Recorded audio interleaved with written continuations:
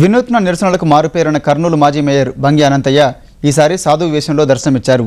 December 9 నుంచి 20 వరకు జరగనున్న తుంగభద్ర పుష్కరాలకు ఇంకా ఏర్పాట్లు చేయకపోవడాన్ని విమర్శిస్తూ నిరసనకు దిగారు. మహర్షి వేషంలో తుంగభద్ర నదిలో తపస్సు చేశారు. 12 ఏళ్లకు ఒకసారి వచ్చే పుణ్యస్నానాలను పవిత్ర కార్యంగా చేపట్టాల్సిన సర్కారు నిధులు మంజూరు చేయలేకపోయిందని ఆగ్రహం వ్యక్తం చేశారు. కర్నూలు మురికినీరు తుంగభద్రలో కలిసి కలుషితమవుతుంటే భక్తులు పుణ్యస్నానాలు ఎలా చేస్తారని ఆయన ప్రశ్నించారు. పుష్కర ఘాట్లను ఏర్పాటు చేయాల్సిన అధికారులు నిధులు లేక పనులు చేయడం లేదని విమర్శించారు.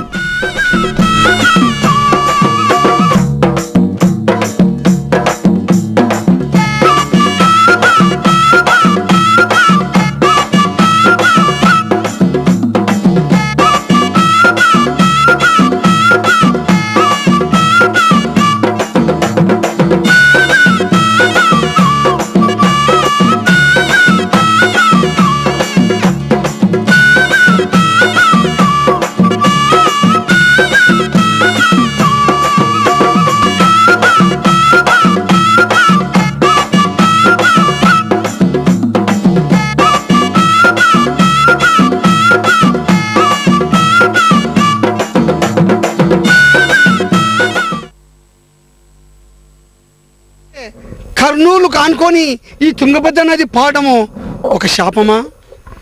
మరి ఎందుకుగాను ఈ యొక్క 12 సంవత్సరాలకు ఒక్కసారి వచ్చే ఈ పుష్కరాలకు ఈ యొక్క తుంగభద్ర నది ఘాటుకు మాత్రమే డబ్బు శాంక్షన్ చేశారు. అయ్యా, కర్నూలులో ఉండేటటువంటి మురికి నీరు మొత్తం కూడా ఈ తుంగభద్ర నదిలోకి ప్రవహిస్తున్నాయి.